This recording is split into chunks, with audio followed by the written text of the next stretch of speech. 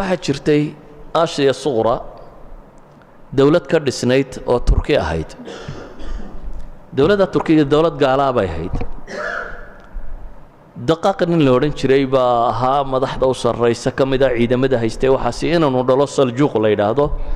ayaa meeshii dhaxlay inan caqli badan buu ahaa dawladnimadii baa ku dhisantay nin xooggan buu noqday boqorkii meesha joogay ayay gabadhiisii xaaskiisii waxay tidhi kani hadduu sii joogo meeshuu kaa qaadaya war ninkan ka takhallus madaxdu had iyo goor nin ka fariidsan ma jecla ninka madaxweynahay wasiiradiisu waa inay ka caqli hooseeyaan dee dad mid kaa fariidsan keento uu ku hadhaynaya marka inta badan madaxdu ninka sulta haysta ma jecla cid isaga ka hoosaysa isaga ka sarraysa ma jecla dee cid aad wadi karta waa inaad ka haysataa ilaa nima aad wadi karin haddaad ka haysato adaa jabaye way u cabsatay in uu ninkani ka qaado meesha markaa waxa la yidhi ninkan ka takhallus ninkii waxa la damcay in laga takhalluso saljuuq ibnu daqaaq wuxuu ogaaday in la dilayo dabeetana qabiilkiisii raggii ugu roonroonaa iyo ciidamo wuxuu la baxsan karayay rag 400 oo nin iyo wax gaadhaya buu goostay u baxsaday wuxuu u tallaabay dhulkii muslimiinta halkaasuu iska degay muslimiintaa soo dhawaysay ninkii diintii baa loo sheegay wuu islaamay gruubkiisii la socday waa islaameen meel yar buu samaystay dawladdiisii baa sii xoog badatay way soo socotay waxay soo gaadhay inanku awowga u ahaa yacni taqra albik ninkii la odhan jiray taqra albik waa ibnu daawuud ibnu mikaa'il ibnu saljuuq weeyaan taqra albikaasi ayaa xoogaystay khuraasaan iyo intaasoo dhan buu isku qabsaday dawlad yaroo xooggan buu noqday boqorkii halkan shiicadu ku haysatee nafta haysataa waraaq hoosta uga dirtay oo meel iskaga xidhan oo yidhi war na soo gaadh haddaad na soo gaadhi karto taqra albik baa ciidamadiisa soo kaxaystay wuxuu qabsaday baqhdaad buwahiyiintii buu ka takhallusay dawla alislaamiya baa dib u soo noqotay waa geeriyooday walaaladii raggii baa sii qabsaday waa alabarsalaan baa dhaxlay alabarsalaan wuxuu ka mid yahay boqorradii ugu cadaaladda badnaa ee soo mara taariikhda islaamiga wuxuu ka mid yahay nimankii maxaa la yidhaahdaa alxuruub asalibiya alula waathaaniya waa ninkii ilaahay gacantiisa ku joojiyey wuxuu ka mid yahay dawla sunniya ninkii dib u dhisay ee xoojiyey ilaa shaam gaadhsiiyey dawla alfaatimiya joojiyey bal dawla albisantiya dhul badan ka furtay dee malaad dakar waa taqaani mafile macrakada la yidhaahdo qisaskii ugu cajabta badan leh isagoo meelahaasi dagaal ka wada ayuu boqorkii bizantiyiinta qustantiin haystay dawla albisantiya haystay baa ciidamo urursaday ilaa 200 kun ciidan gaadhaya bay yidhaahdeen wuxuu ku talagalay inuu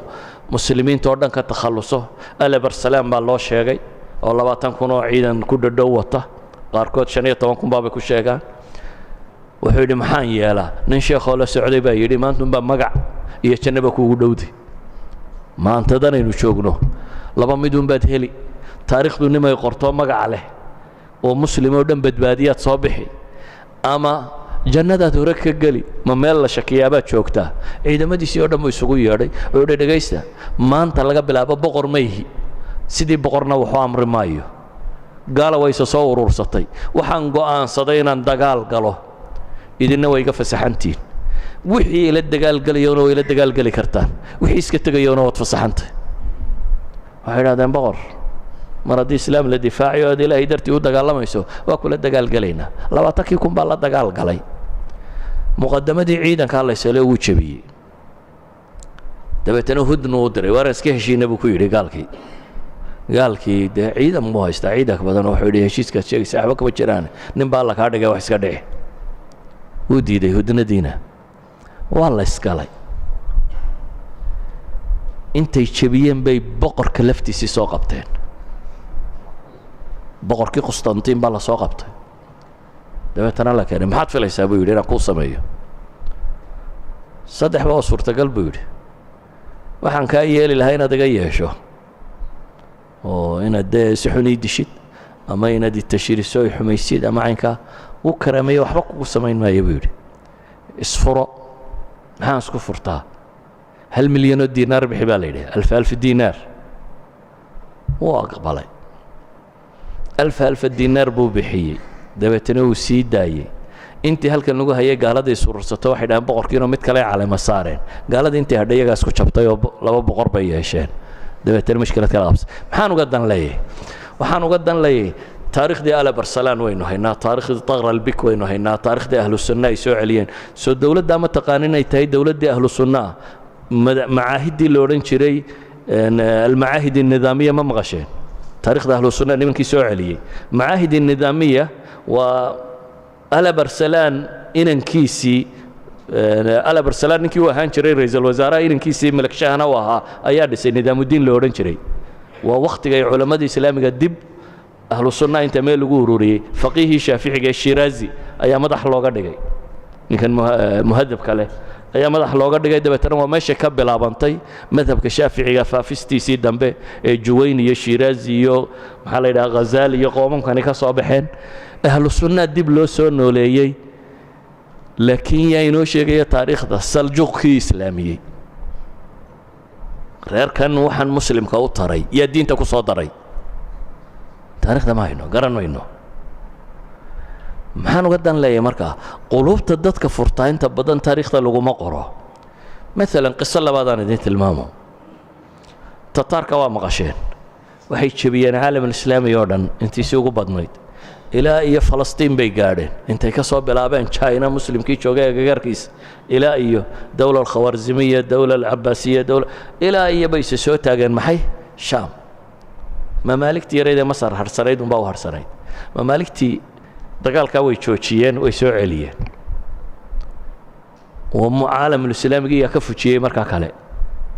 xun baynu maqalnaa waa la jebiyey dee waxa lagu soo jebiyey shaam laakiin baqdaad sidii bay u haysteen baqdaad ma cid baa xoog kaga saartay caalamulislaamigii kale ayaa ka saaray tataarku jinkis khan ilmuhuu dhalay afartii waa kuwii dowladnimada qaybsaday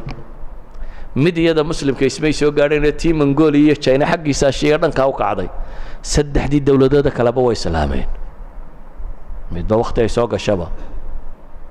golden tribe-ka ugu horreeyey qoladii xagga sare joogtay alqabiila dahabiya la odhan jiray barka khan ninkii la odhan jiray tii xaggan soka joogtay axmed tikoor ninkii la odhan jiray soo duuduub qaarkood islaamkoodu hore umuu fiicnaanin yaasiq iyo waxbay hoosta ku haysteen way soo koreen 656 meelahaasay hayd soo maaha markii baqdaad la qabsaday 680 dowlado islaamiya bay ahaayeen yaa bedelay ciidankii muslimiintu wuxuu samayn kari waayey waxaa sameeyey jeyshu dacwa markuu jabay ciidankii muslimiintu waxaa muslimiinta dib u xoreeyey maxay jeyshu dacwa maantadan aynu joogno waxaa la leeyahay the fastest growing religion in the world is Islam diinta ugu fufka badan leh ugu faafka badan leh maantadan dunida aynu ku nool lahay waa islaamka percentaantiyada u badan laba sababoodba dhalmada soomaalida soomaydan maqli jirin dee laba walaali hadday kala dhalbataan mid baa la odhan jiray waa laandheera soo maaha soo intaa un maaha intaynu isku gubaysan jirnay dee dabcan dhashu waa waxa la isku gubaysta aakhirka dhalbadnida muslimiinta waxay u socotaa xad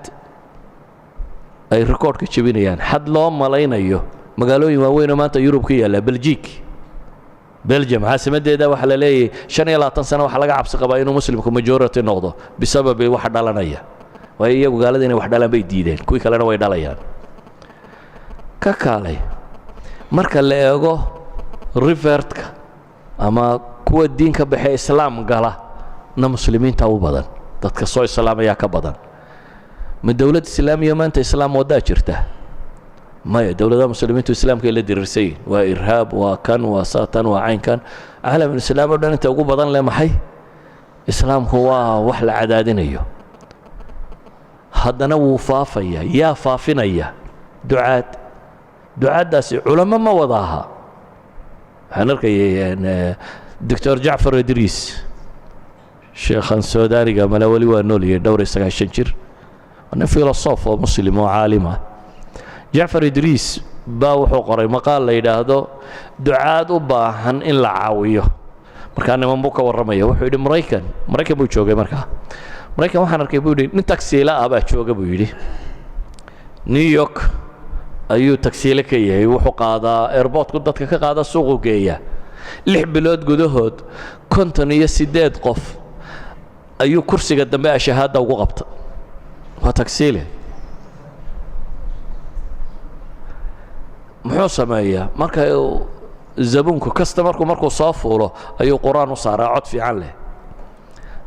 reer yurubku mesela maraykanku uu ka furfuran yahay yurubtan kale waxa laga yaabaa nin guriga ka soo horjeeda oo ku jira inaan weligaaba kula hadlaan oo wada degantiin weligiina ay sarkiseen hayna inaydan isku odhan suurtagala laakiin maraykanka iyo meelahaas waa tororog midhan oo dad afka kula soo galayo aad u hadal badan quraanku shidaa markuu quraanku baxo ay yidhaahdaan heestan fiican maxay ahayd bay yidhahdaan markaa codkanu muddo isagu maqlay isagu in questionkaa la weydiiyaan uu doonayay wuxuu yidhahaa hees maaha waa the last revelation from God waa aakhir waxyi xagga rabbi ka yimaada dabeetana markaasuu sharxaa waxa kan dadku u sharxay 58 ka mida baa yidhi waa islaamayna waa shahaada u qabta iyagoo kursiga dambe saaran mujarrad inuu qur-aankaa maqashiye kadibna jacfar idriis wuxuu kaloo tilmaamay nin kale oo soo islaamay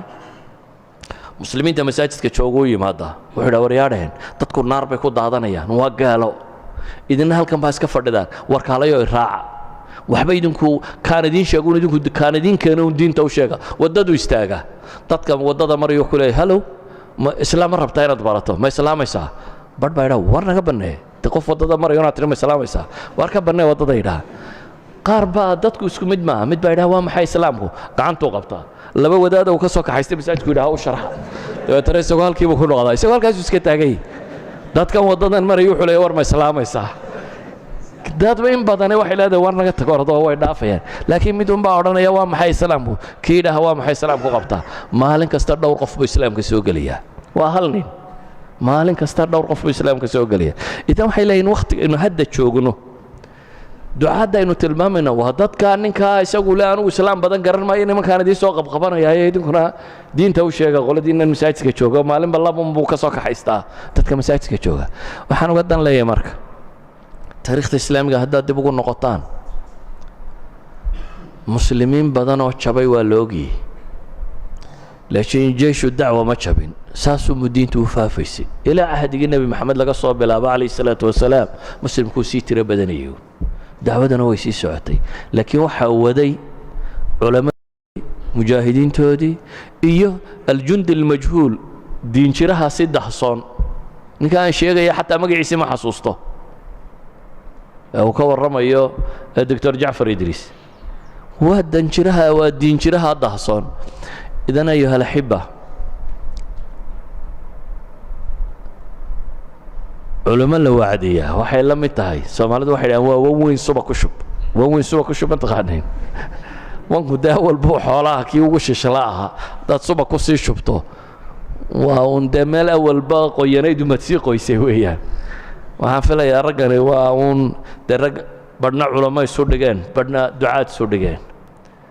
haatan ba shaqadii bilaabmaysa waxa u socotaanina maxay wixii ilaahay idin garansiiyay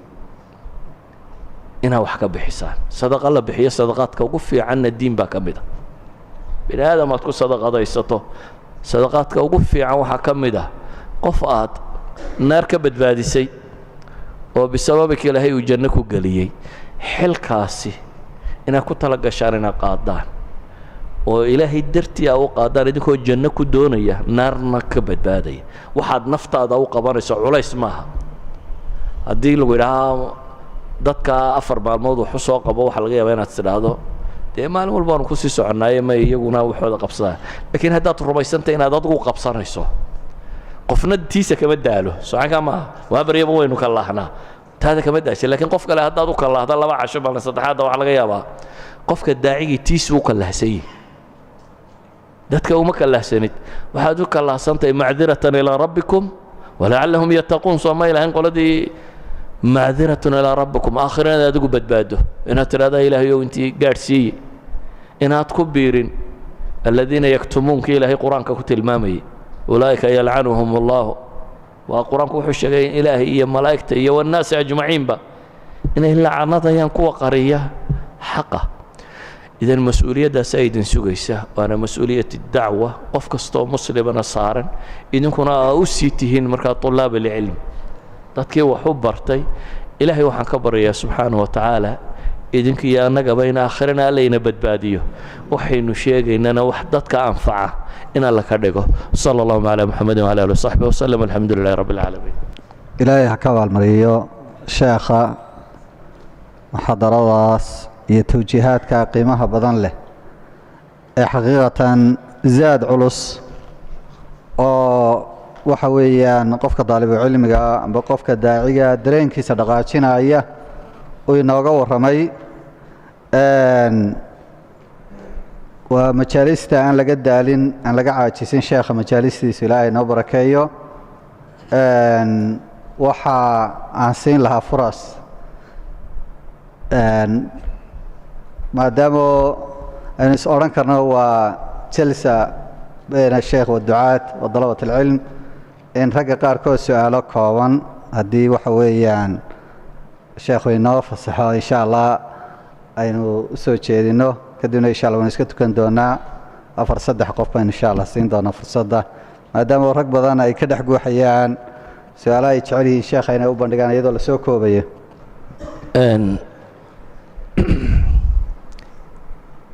muslimiintan dambe waxaad moodaa inay soo ururiyeen midda kale طلبة العلم beed jabaya ma tihid waxaan uga dan leeyahay beed jabaya ma tihid hadduu qofku silaaxulcilmi uu qabo gaal iyo muslim iyo bidcoole iyo macasi mid ku jira iyo mid alla ka cabsanaya intaba waxbaa loo sheegaa adiga ma dad gaara lagugula ballamo qura inaad waxu sheegto mise safwadaad raadinaysaa inta khamsaanta gaabsatay ee masaajidda gudahooda fadhiya intaa unbaad adigu mas-uul ka timiya inaad waxu sheegto war bulshada muslimiinta oo dhan baa mas-uuliyaddeeda inay saaran tahay soomaaliya waa boqolkiiba boqol muslim baa la yidhi soo maaha raggaa baxaa rag ka mid waxay ka sheekaynayaan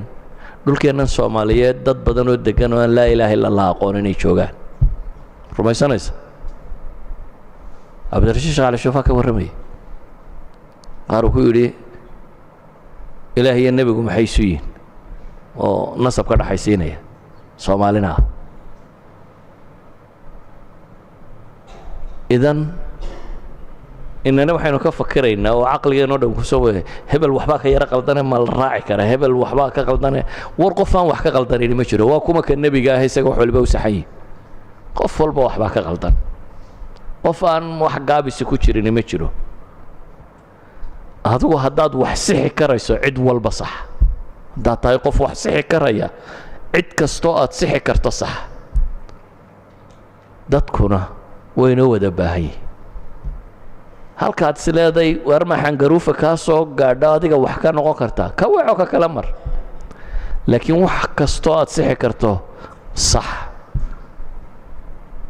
nebi maxamedna aayadna ha noqotay iga gaadhsiy calayhi salaatu wasalaam uu tilmaamaya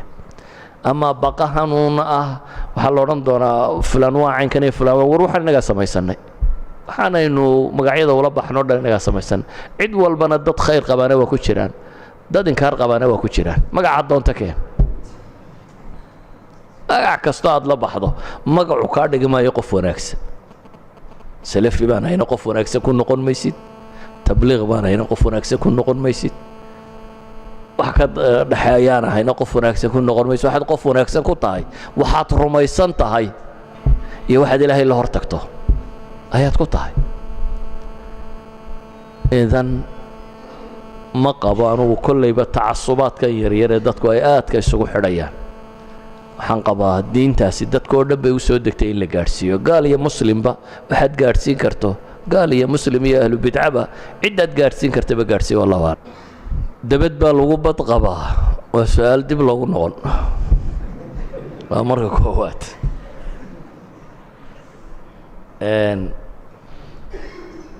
waa laga yaabaa soomaalidu dadyowgii hore ee wadannada Yurub tegey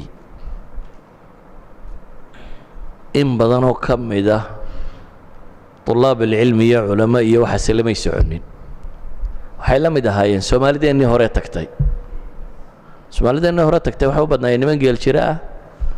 oo geeloodii inta la qaaday dabeetana markuu caydhoobay iska tacabiray marka ama qoliyo dowladuhu direen oo jaamacada iyo iskuuliya wax loo diray oo isagana malcaamadii ay ugu dambaysay diini wax kale aan dhiganin badweyn galay dad badan oo muslimiin oo Yurub tegay noocaasay u badnaayeen dad iska xoogsato caamo ah waagii horena ma jirin waxaan hadda bini aadamku ku xidhiidhay tirada badan leh social media iyo TV-gan iyo waxa kan waxa laga yaabaa ninka Oslo jooga inuu ka war badan yahay adigoo Hargeysa jooga inuu Hargeysa kaaga warbato TV uu daawaday iyo mid uu la soo xidhiidhay iyo WhatsApp-ka iyo wax ka dhacay halkan inuu ku soo weydiiyo adigoo aan adigu ogeyn marka waxaasina ma jirin saadaradeed dadkii hore masaajidna ma jirin way yaraayeen marka way yaray dacwada islaamiga ah dadkii dambe tegay ee qaxoontiyadan dambe waxay u badan yihiin dee wadanno dhan oo gunta laga rujiyey dad odaygoodii leh oo habartay leh oo wadaadkii leh oo taalibulcilmigii leh oo ardaygii leh oo ilmo yar leh nooc walba dee dad uun iska dhan oo guuriya tegey marka waa ka gadisnaanayaan dadkii hore ee meesha tegey laakiin midna ku talagal meeshu waa khatar gabayga carbeed muxuu sheegayay laba diblaynta wuxuu badda ku rido muxuu yidhi iyaaka an tabtali waxaan kaaga digayaa inaad qoydo meesha tan waa meel khatar ah saa daraaddeed dadaadu badani waa lumayaan dadaadu badan ilaahay waa ilaalin karayaa se waa meel khatarteedu badan tahay dhanka kale marka la eegana ciddii rabta inay wanaagsanaataa miiniskay ku wanaagsanaan lahayd way helaysaa oo ah culimo joogta oo ah netkan oo dee wax waliba ku jiraan gurigaaga dee adigoo jooga jaamacad ka bixi karaysaa oo dee netkiiba wax walba uu ku jira ayo kitaab la akhrinaya ku jira wax walba ku jiraan sidaa marka loo eegana dee waa facility tiro badan oo qofka u fudaydinaya inuu wax sameeya ku jira meelaha soomaalida lagu ammaana haa waa jiraan laakiin waa shay nisbiya maalan soomaalidu culturally bay u leedahay qur-aan qayb marka waxaa laga yaabaa dadka kale qur-aanka akhriskiisa inay bartaan unoo dabeetana aan cid qaybsani ku jirin marka waxaa laga yaabaa inaad aragto masaajidda oo dhan ramadaanta inay inama soomaaliyeed wada tukiyaan waayo soomaalida xufaada ku badan beri dhoweyd maraykanka tartan qur-aan baa lagu qabtay nationskii muslimiinta oo dhan ee meesha joogay intoodii badnayd baa ka soo qayb gashay waa 6 qaybood oo min 3 qof la siinayo 30 jis 25 jis 20 jis saasoo kale 6 qaybood oo qaybba ay tartan galayso qayb walba 3 qof baa ka soo baxaya 18 Soomaaliyeed baa qaaday gebigeedba meeshii la isugu yimiba 3 xufaada quraanka oo dhan waa Soomaali 3 5 jis waa Soomaali 3 nusku waa Soomaali 18 Soomaaliyeed baa la siiyay hadda waxaad qiyaastaa meel ummad dhan oo muslimiin isugu timi oo meel kasta 1 2 3 uu Soomaali yahay meelahaasoo kale cidiina lama wadaagto dadka xifdigeena la wadaaga waxa ka mid ah murutaanta ma dhoofaan walidalik haddaad xufaad aragto dadku culture u leh dhaqan u leh soomaalida ka mid ah marka dee dadku markay arkaan un raggan dhan qur-aanka korka ka wada akhrinaya awliyaa laynoo wada qaatay waa wada mawlaana baynu wadannay dhankaa marka laga eego astaan kale way leedahay soomaalidu oo ah asturka xijaabka maradan weyni dunida kuma badna waxaa laga yaabaa inaad aragto xijaab masar yaroo madaxa lagu xidhay iyo shaadh iyo surwaal idhanto xidhantaya waxaa laga yaabaa inaad aragto xijaab cabaayad yaroo dheer iyo masar yara laakiin kan waaweyn inta badan soomaalidaa seeta dadka kale iminka kaga dayda siiba iminka maqrib alcarabi muslimiinta ka yimi oo kale waxaad arkaysaa iminka iyaguna ka waaweyna soomaalida toshay oo kale idan xaggaana waa ku caan haddaad aragto xijaab weyn oo meel sii socda waa soomaali weliba waxaynu caan ku nahay guryaha ma galla moogti dabaddaynu ku sheekaynaa marka soomaalidu hadday meel magaalo 100 qof hadday degan yihiin way ka muuqanayaan meelahaas may soconayaan in kun degayaad moodaysa waana 100 waxaa deganay markaa dumarkeen iyo soconaya iyo inamadiiyo soconaya waxaa marka la arko dee waxaad badinaysaan astaantii meel walba xijaab uun maraya iyo mid gadh loo maraya unbaa ka soo baxaya deetan waxaa lays odhanaya war nimankani waa wada culumo waana laga yaaba dad yar inaynu noo meesha warwareegaya marka waxaan uga jeedaa waxna waa ka jiraan inay soomaalidu waxyaabo badan la tagtay oo aan dadka kale ku badnayn مثلا جماعة كمدة سوماليdu dadka jamaca ilaaliya kamidii waxa laga yaabaa masaajidda marka tagto magaalooyinka centerkooda la masaajidka soo gashaba 60-70% inuu Soomaali noqdo masaajid baad soo galaysaa dadka ugu badan ee tukanaya waa Soomaali jamaca ku jira salaada waa ku fiicay waliba jamaca ilaalinteeda waa ku fiicay laakiin midna waan idin sheegayaa waaliye badanna waynu ugu horeynaa hadda muslimkii iyo wixii joogiyo gaaladaba waynu ka horeynaa way Soomaaligu u dhiiray inanka Soomaaliga markuu inxiraafo weecdo ilaa halka u dambeysuu gaadhaa magaalooyin dhan baa daragada waxa iibiya Soomaaliyeed xabsiyada tagaysa magaalo lagu odhanayo 700 Soomaaliya ku xidhan dabeetana waxa laga yaabay percentka marka la eego tirada wadanka intaynu ka nahay iyo tirada xabsiga intaynu ka leeyahay wax isu dhow maaha xaqaana dadka waa uga dheeraynay walidalik xabsiyada dhalinyarada ku jirta marka la eego ama dadka ku xidhan tirada ay wadanka ka yiin kama aha xabsiga aad bay uga badan yihiin marka Soomaaligu waa qof dhiiran hadduu wanaagsanaadana wanaagiisa uu ku dhiiran yahay hadduu xumaadana xumaa uu ku dhiiran yahay